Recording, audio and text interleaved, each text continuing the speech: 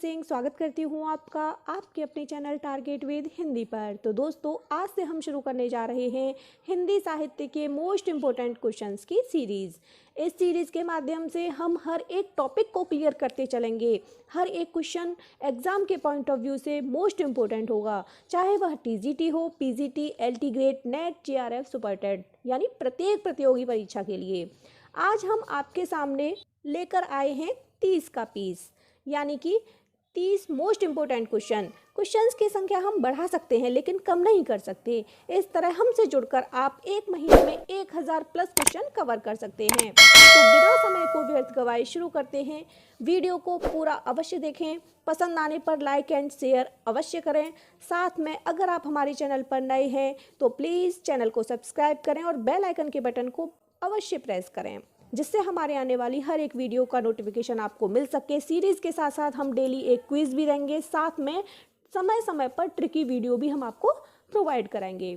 तो चलिए शुरू करते हैं। फर्स्ट क्वेश्चन है, हिंदी साहित्य की दीर्घकालीन गाथा को सूत्रबद्ध रूप से स्पष्ट करने का सर्वप्रथम प्रयास किसने किया?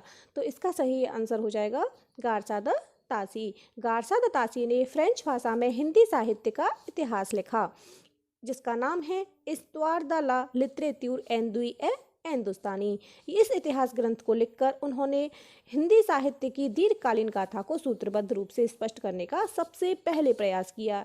यह भी एक दुख वाली बात है कि हिंदी साहित्य का जो इतिहास लिखा गया वो सर्वप्रथम किसी हिंदी लेखक के द्वारा नहीं लिखा गया। उसके बाद बात करते हैं, तज़किरा-ए-शुअरा-ई हिंदी के लेखक कौन हैं? तज़किरा-ए-शुअरा-ई हिंदी को तबका-शुअरा के नाम से भी जानते हैं। इस ग्रंथ को अंग्रेजी में तो उर्दू कवियों का इतिहास और उर्दू में हिंदी शायरी का तज़किरा कहा जाता है और इसके लेखक हैं मौलवी करीमुद्दीन। उसके बाद चलते हैं नेक्स्ट क्वेश्चन की तरफ। हिंदी साहित्य इतिहास की नींव का पत्थर किसे माना गया है? तो नींव का पत्थर माना गया है the modern vernacular literature of Hindustan को। यह ग्रंथ लिखा गया गियर्सन के द्वारा। गियर्सन ने यह ग्रंथ अंग्रेजी भाषा में लिखा और यही ग्रंथ हिंदी साहित्य इतिहास की नींव का पत्थर बना। क्यों बना? क्योंकि इसी ग्रंथ पर आचार्य रामचंद्र शुक्ल ने अपने सुप्रसिद्ध हिंदी साहित्य का इतिहास का भव्य भवन निर्मित किया। उसके बाद बात करते हैं, हिंदी कवियों का प्रथम वृत्त संग्रहकार कौन है? तो प्रथम वृत्त संग्रहकार कौन है? शिव सिंह सेंगर। जो आचार्य रामचंद्र शुक्ल हैं, उन्होंने शिव सिंह सेंगर तथा गियर्सन के साहित्य इतिहास ग्रंथों के लिए वृत्त संग्रह नामक शब्द का प्रयोग किया। हिंदी साहित्य इतिहास लेखन में सबसे पहले काल विभाजन, प्रवृत्ति निरूपण और मूल्यांकन किसने किया? तो इसका आंसर है डॉक्टर गियर्सन। देखिए, सबसे पहले तो गारसा द तासी के द्वारा लिखा गया, लेकिन उन्होंने इन सब बातों का ज़्यादा ध्यान नहीं रखा। यूँ भी कह सकते हैं कि वह सबसे पहला प्रयास था और सबसे पहला प्रयास बहुत बड़ी बात होती है। जो हिंदी साहित्य की दीर्घकालीन गाथा है उसको सूत्रबद्ध रूप से स्पष्ट करने का सबसे पहले जो प्रयास किया गया वो वाकई में काबिल तारीफ़ है। तो गारसा द तासी के द्वारा जो प्रयास किया गया उसमें काफ़ी सारी खामियाबी थी, लेकिन उसके बाद में जो डॉक्टर गियर्सन है, गियर्सन ने इतिहास लेखन में काल विभाजन, प्रवृत्ति निरूपण और मूल्यांकन, इन सब चीज़ों का ध्यान रखा। नेक्स्ट क्वेश्चन की तरफ चलते हैं। हिंदी साहित्य के इतिहास का प्रस्थान बिंदु किसे कहा गया है? तो इसका आंसर हो जाएगा शिव सिंह सरोज। शिव सिंह सरोज को हिंदी साहित्य के इतिहास का प्रस्थान बिंदु कहा जाता है। क्यों कहा गया है? क्योंकि शिव सिंह सरोज से पहले किसी भी ग्रंथ में इतने कवियों का परिचय नहीं दिया गया। इसके पूर्वार्ध भाग में 838 कवियों की रचनाओं के नमूने हैं। साथ में जो उत्तरार्ध भाग है उसमें 1003 कवियों का जीवन परिचय दिया गया है। नेक्स्ट क्वेश्चन है, डॉक्टर गियर्सन ने अपने साहित्य इतिहास लेखन में सर्वाधिक सहायता किससे ली? तो इसका सही आंसर है शिव सिंह सरोज।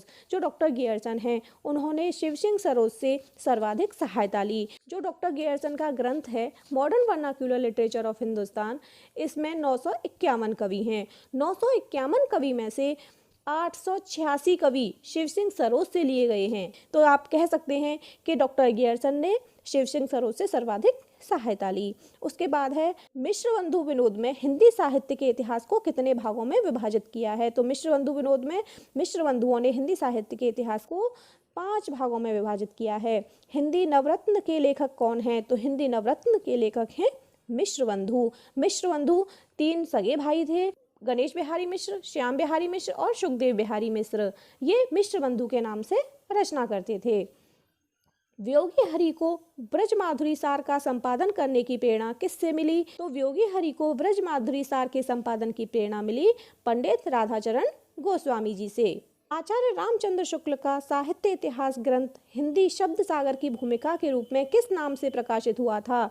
तो आचार्य रामचंद्र शुक्ल का जो हिंदी साहित्य का इतिहास ग्रंथ है यह हिंदी साहित्य का विकास नाम से प्रकाशित हुआ था और इसका प्रकाशन वर्ष है 1929 ईस्वी। हिंदी साहित्य के इतिहास को आलोचनात्मक ढंग से समझाने का श्रेय किसको है? पदुमलाल पन्नालाल बख्शी को। हिंदी साहित्य इतिहास की रूपरेखा से युक्त हिंदी के मुसलमान कवि नामक पुस्तक के लेखक हैं। हिंदी के मुसलमान कवि नामक पुस्तक के लेखक हैं गंगा प्रसाद सिंह। डॉक्टर गियर्सन ने अपने साहित्य इतिहास ग्रंथ में आरंभिक काल को कौन सा नाम दिया है? तो जो डॉक्टर गियर्सन हैं इन्होंने अपने साहित्य के इतिहास ग्रंथ में आरंभिक काल को नाम दिया है चारण काल। इसकी हमने एक बेहतरीन ट्रिक बनाई है, जैसे कि जो गियर्सन है गाड़ी में गियर डालेंगे तो क्या हो गया? चलेगी। तो चलना मतलब चारण काल। तो ट्रिकी वीडियो भी आप देख सकते हैं हमारी प्लेलिस्ट में जाकर। नेक्स्ट क्वेश्चन, हिंदी साहित्य के आदिकाल को आरंभिक काल के नाम से अभिहित किया है। किसने किया है? मिश्र बंधु ने। FEKE ने हिस्ट्री ऑफ हिंदी लिटरेचर में हिंदी साहित्य को कितने भागों में विभक्त किया है? तो 4 भागों में किया है। जो FEKE हैं इनके ग्रंथ का नाम है हिस्ट्री ऑफ हिंदी लिटरेचर। इन्होंने 4 भागों में विभक्त किया है। नेक्स्ट, किस साहित्य इतिहासकार ने जनता की चित्तवृत्ति को काल विभाजन का आधार बनाया है? तो जो चित्तवृत्ति है उसको काल विभाजन का आधार बनाया है रामचंद्र शुक्ल ने।